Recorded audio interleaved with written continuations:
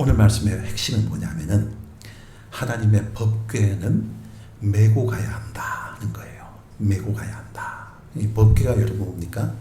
이 법궤는 구약 시대에 하나님의 임재의 상징이었어요.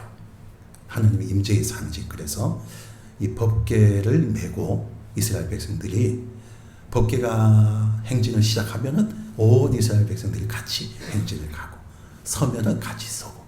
그래서 이것은 하나님 임재의 상징인 거예요. 임재. 하나님이 우리와 함께 하신다.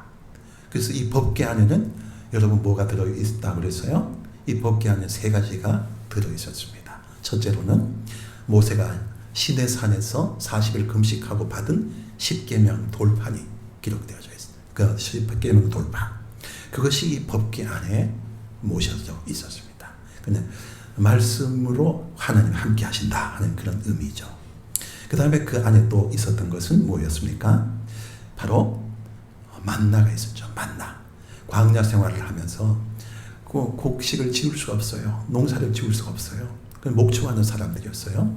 그래서 이스라엘 백성들에게 자고 일어나면 그냥 새벽에 온 들판에 하얀 가시 같은 그러한 곡식이, 그게 바로 만나였어요. 그 만나가 쫙 깔려져 있어요. 그것을 거둬서 먹었어요. 그래서 이스라엘 백성들이 광야 생활을 40년 동안 하면서 먹었던 생명의 양식이 바로 만나였습니다. 그것을 이 법궤 안에 넣어라. 그 법궤 안에 만나가 들어있었어요. 그 다음에 세 번째 들어있었던 것은 아론의 쌍난 지팡이. 지팡이가 어떻게 싹이 납니까? 말라 비틀어졌는데 그것은 바로 생명을 상징하죠. 그래서 이 구약 시대의 이 법궤는 뭐냐? 바로 하나님의 임재의 상징인데 이 법궤는 바로 예수 그리스도를 상징한다. 그렇죠. 왜냐하면은 말씀이 육신이 되어 이 땅에 오신 분이 예수 그리스도죠. 십계명 돌판이죠. 생명의 떡으로 하늘에서 오신 분이 바로 예수 그리스도죠. 예수님께서 나는 친히 하늘로서 내려온 생명의 떡이다. 그렇게 말씀하셨죠. 그리고 예수님께서는 십자가에 죽으시고 부활하심으로 인해 새 생명을 우리에게 주셨어요. 그래서 이 법궤 안에 들어있었던 이 세 가지는 바로 신약시대의 예수님의 사역을 말하는 거예요. 말씀이 육신이 되어 이 땅에 오신 그리스도, 생명의 떡으로 이 땅에 오신 그리스도, 부활이요 생명이 되신 예수 그리스도. 그분이 바로 예수 그리스도이시고 법궤가 되시는 우리 하나님이신 거예요. 그래서 이 신약시대에 예수님은 바로 그렇게 33년을 함께 인간의 몸을 입고 함께 하셨는데, 그러시면서 이 성령 시대에는 우리에게 여러분 무엇을 남겨주셨습니까? 바로 십자가를 남겨주셨죠. 십자가. 그래서 이 십자가는 바로 예수 그리스도를 상징하는 거죠. 거기에서 인류 구원의 역사가 이루어졌으니까. 그래서 중요한 건 뭐냐면은 이 법궤는 어떻게 해야 되느냐면은 법궤는 메고 다녀야 돼요. 메고. 왜 여러분 이 우사 얘기가 나오죠. 앞에 보면 우사 얘기가 나오는데 이 법궤가 참 신비로워요. 왜? 하나님의 임재의 상징이니까. 그래서 이 법궤를 메고 전쟁터에 나가면은 승리를 거두는 거예요. 그래서 블레셋 군대를 쳐부수고 막 이런 승리를 이루고 나니까 이 법궤가 사람들한테 우상시 되어져 버렸어요. 그래서 한 번은 엘리 제사장의 아들들이 있잖아요. 홈니와 비니하스. 좀 불량자라 했던 이 아들이 신앙으로 법궤를 메는 것이 아니에요. 이 우상으로 이 법궤를 메고 나가보자. 우리 전쟁에서 이길 것이다. 그래서 이 법궤를 앞세우고 전쟁터에 나갔는데 믿음으로 나가지 않았던 이 홈니와 바니하스는 전쟁터에서 이 법궤를 블레셋 사람들한테 뺏겨버리고, 그리고 홈니 비나하스는 전쟁터에서 죽음을 당하고, 그 아버지 엘리는 아들을 기다리다가 의자에 넘어져서 목이 부러져 죽어버리고, 이런 재앙을 당합니다. 그래서 이 법궤를 빼앗은 블레셋 사람들이 야, 이게 희한한 것, 이게 도대체 우리 손에 넘어왔다. 이것을 가지고 가면은 뭐든지 할 수 있다. 그래서 이 법궤를 어떻게 했느냐 하면은 다곤이라고 하는 블레셋 사람들이 섬기는 다곤 신상 그 모신 그 신당 안에다가 같이 넣어놨단 말이에요.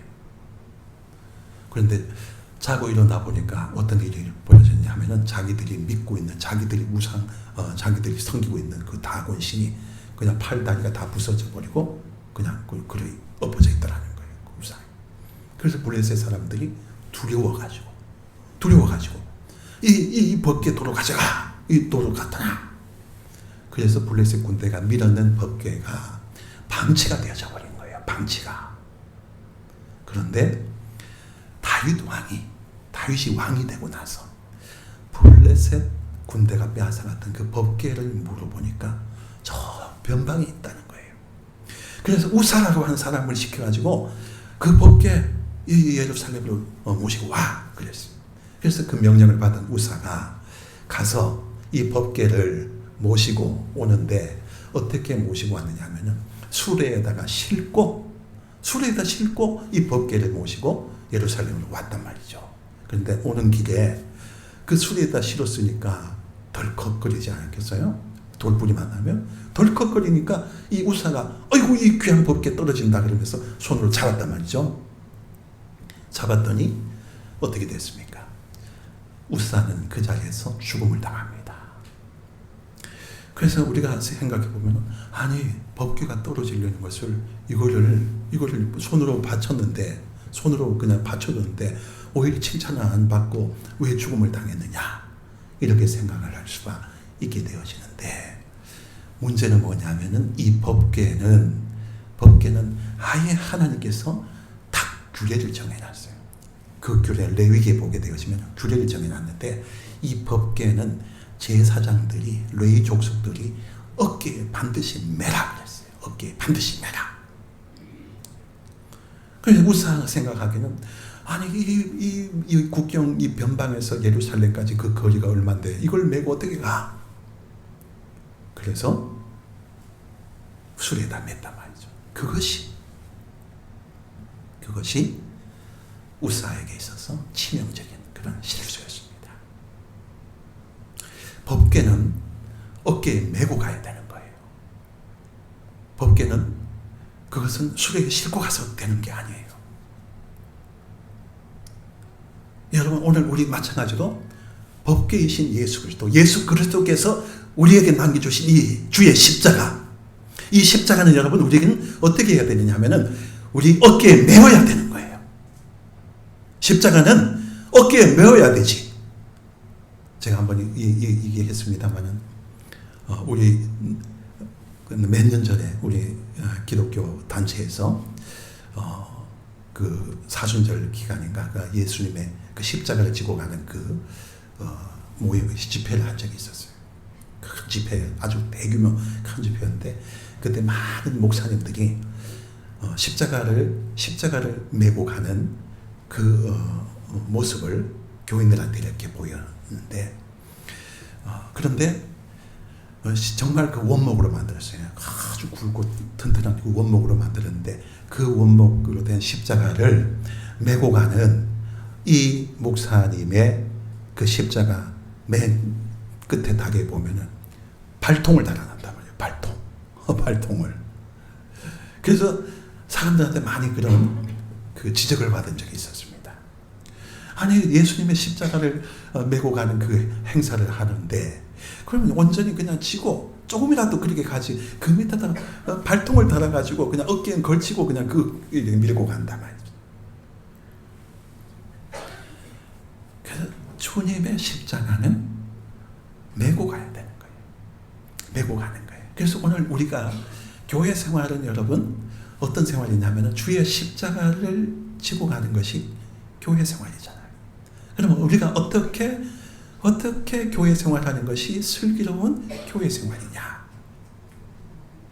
오늘 이 구약 성경에 보니까 그 얘기가 나오는 거예요. 우리는 어떻게 신앙생활을 할까? 그 슬기로운 교회 생활 가운데 우리는 주님의 십자가를 지고 메고 우리도 주님을 쫓아가는 것이 그게 제자의 도리이고 그것이 신앙생활인데 그럼 어떻게 메어야 되느냐? 첫째는 바로 즐겁게 메어라 그랬어요. 오늘 25절에 보니까 25절에 보니까 뭐라고 나옵니까? 이에 다윗과 이스라엘 장로들과 천부장들이 가서 여호와의 언약궤를 즐거이 메고 그랬어요. 즐거이 메고. 그 이전에는 여러분 우사는 즐거이 메고 간 게 아니에요. 그냥 다윗이 명령했으니까 그냥 꾀스럽게 수레에다 메고 그렇게 쫓아갔어요. 오늘 여러분 우리 신앙생활을 슬기롭게 하는 방법은 뭐냐면은 여러분 각자에게 다 자기 목에 십자가가 나 있어요. 그 십자가를 즐거운 마음으로 메어야 돼요. 즐거운 마음으로. 즐겁게 여러분. 그냥 나에게 맡겨준 그 십자가가 있는데 힘들어 죽겠어요. 좀 쉬면 안 돼요. 좀 생략하면 안 돼요. 그냥 교회 나오는 것만 그것만으로도 되잖아요. 이렇게 항변할 수도 있습니다. 그러나 은퇴하신 분들이야 그래 그렇게 하시면 돼요. 그냥 교회에 열심히 나와서 그냥 예배 잘 드리면 돼요. 그러나 여러분 한창 정말 교회에 짐을 지고 가야 될 만한 그러한 분들이 그냥 힘들어요. 그냥 아무것도 하고 싫어요. 그래서 예배만 드리고 그냥 갈게요. 그러면 법궤를 수레에 메고 가는 것하고 똑같지요. 정말 슬기로운 교회 생활은 그렇게 하는 게 아니고 즐거운 마음으로 주의 십자가를 내가 메고 가는 거예요. 메고 가는 거예요. 수레에 싣고 가는 게 아니고. 이왕 예수 믿고 이왕 우리가 신앙생활 하게 된 것 즐겁게 해야 되잖아요. 근데 나에게 맡겨주신 것 불평하고 그냥 짜증 부리고 마지 못해가지고 억지로 끌려가는 그냥 그런 도살장에 끌려가는 그런 소 같은 그러한 심정으로 그렇게 생활하면은 그건 지혜롭지 못하고 미련하고 우매한 교회 생활이 될 수밖에 없는 거예요. 그래서 즐거운 마음으로 법궤를 메고 이전에 우사가 할 때는 정말 마지못해가지고 수레에 끌고 법궤를 메고 갔지만은 이제는 모든 제사장들이 즐거운 마음으로 즐겁게 오늘 여러분 우리도 즐겁게 여러분 각자 하나님께서 우리에게 십자가를 다 주셨어요. 해야 할 십자가 여러분 각자 달란트를 주신 것과 마찬가지로 여러분이 감당해야 할 십자가가 있는 거예요.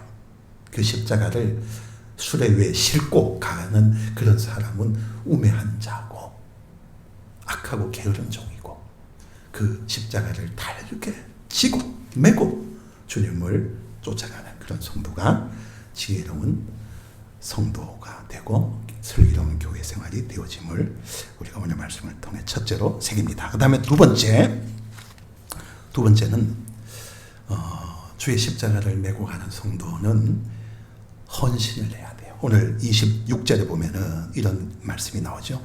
하나님이 여호와의 언약궤를 맨 레위 사람들을 도우셨으므로 무리가 수송아지 7과 숫양 7으로 제사를 드렸도다. 그랬습니다. 그냥 구약 시대의 제사는 짐승을 드리는 거죠.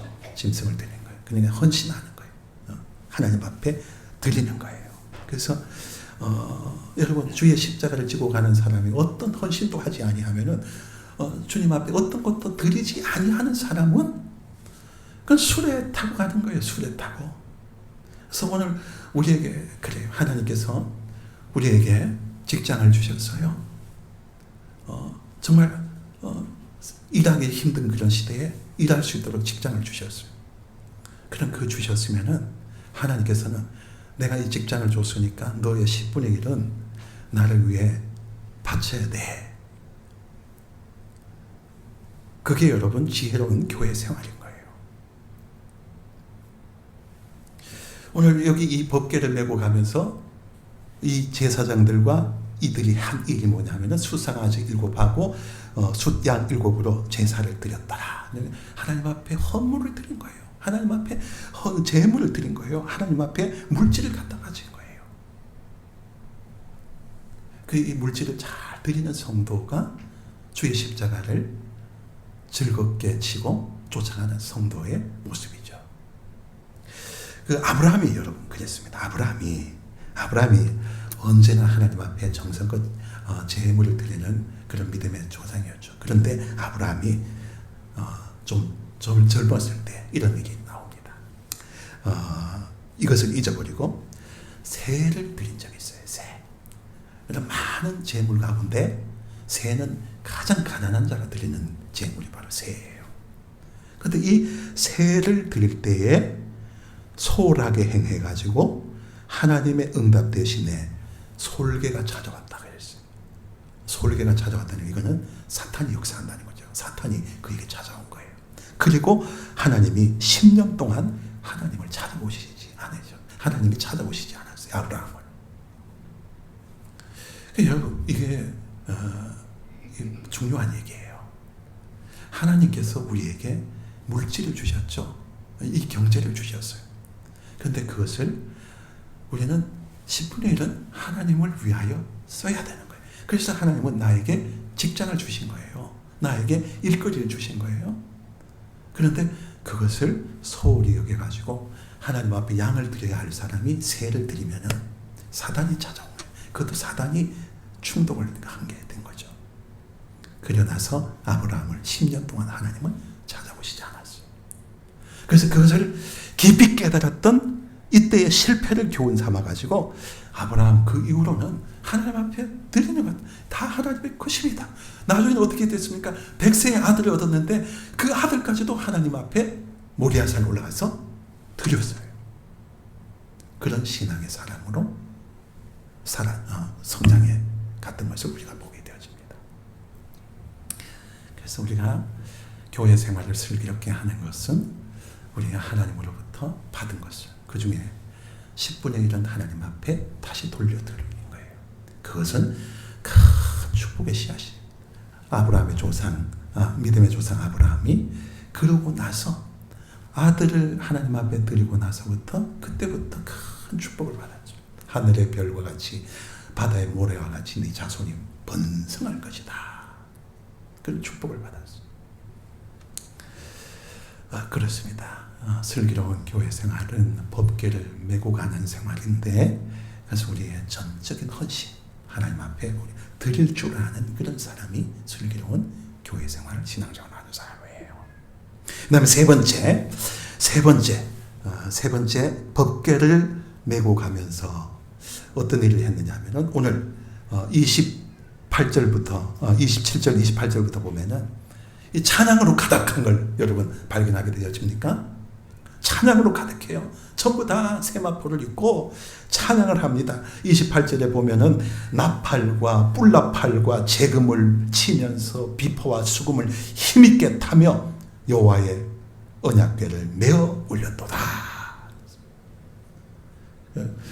슬기로운 교회 생활, 여러분 신앙생활은 찬양을 잘하는 거예요. 찬양 생활 잘하는 거예요. 하나님 우리에게 입을 주신 것은 남 욕하라고 주신 게 아닙니다. 이 입을 주신 것은 바로 하나님을 찬양하라고. 그 찬양하는 성도는 성도의 기초를 가진 사람이고 하나님의 능력을 이끌어내는 그런 승리의 사람이 되어지는 거예요. 그 교회 생활하면서 찬송 부르지 못하고 입도 뻥끗 안 하고 그럼 가장 미련한 사람들.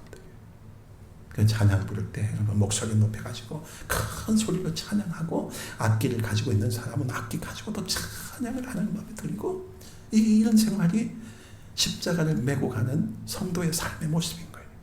그것이 정말 하나님 기뻐하시는 성도의 삶인 거예요. 여러분 그 동물들 가운데 새들 가운데 조류들 가운데 등치가 큰 새가 있잖아요. 독수리 같은 거, 타조 같은 거. 타조는 뭐 2m가 가까이 되잖아요. 그래 이러한 새들, 이런 등치가 큰 새들을 보시면은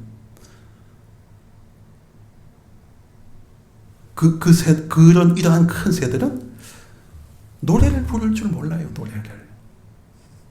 그렇지 않아요? 타조가 노래합니까, 여러분? 독수리가 노래를 합니까? 그런데 작은 새들, 카나리아 같은 것들, 참새와 같은 것들, 작은 새들, 인꼬와 같은 이런 새들은 그 소리가 아름답잖아요. 그 소리가 노래하는 소리 같잖아요. 그 소리 들으면 기분이 상쾌해요. 독수리 소리 들으면 여러분 기분 좋습니까? 두렵죠. 타조 같은 소리 들으면은 겁나죠. 그 소리 들으면은. 그런데 카나리아 소리, 꾀꼬리 소리, 종달새 소리, 이런 작은 새들은 그 입에서 아름다운 소리가 나요. 하나님께서 그렇게 여러분 오늘 마찬가지입니다. 힘 있고 권력 있고 센 사람들, 이런 사람들, 그런 사람들은 찬양 부를 줄 몰라요.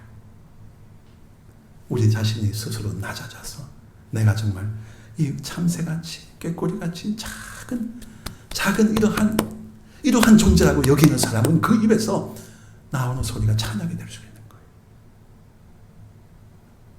그래서 여러분 우리는 내가 연약하고 내가 그냥 자랑할 것이 없고 내가 아무것도 아닌 그런 성도라면은 해야 할 것은 찬양인 거예요. 찬양. 우리는 찬양으로 모든 것을 다 커버할 수 있습니다. 돈 많고 권력 많고 부자인 이런 사람들, 그런 사람들보다 우리가 더 뛰어난 사람이 될 수 있는 것은 우리의 입에서 찬양 부르면은, 여러분 여호사밧 왕은 찬양으로 적군을 물리쳤죠. 기적과도 같이 찬양대를 앞세우고 물리쳤어요. 찬양하는 사람은 인생의 밤이 찾아왔을 때에도 바울과 실라가 복음 전하다가 빌립보 감옥에 갇혀 있을 때 한밤중에 일어나서 뭐 했다 그랬어요? 찬미했다 그랬어요. 찬미했을 때 자기를 결박하고 있던 옥고의 착고가 다 풀어지는 그런 기적이 일어났던 것을 우리가 기억하지 않습니까? 내 인생에 밤이 찾아왔을 때 오늘 우리들도 그냥 내가 연약하기 때문에, 내가 자랑할 것이 없기 때문에, 그래서 주신 무기가 바로 찬양입니다. 찬양하면은 기적을 경험할 수 있습니다. 찬양하는 것, 그것이 바로 우리가 주의 십자가를 메고 가는 성도의 삶이 아닐 수가 없는 거예요. 자, 그래서 오늘 우리 세 가지 정리해 봅니다. 정말 슬기로운 신앙생활은 첫째는 즐거운 마음으로 십자가를 지고 가는 것, 그리고 두 번째로는 헌신을 하는 거예요. 하나님 앞에 드릴 수 있는 그런 사람. 그다음 세 번째로는 입술로 찬양을 드리는 그런 성도. 그것이 바로 지혜로운 신앙생활, 교회 생활의 줄로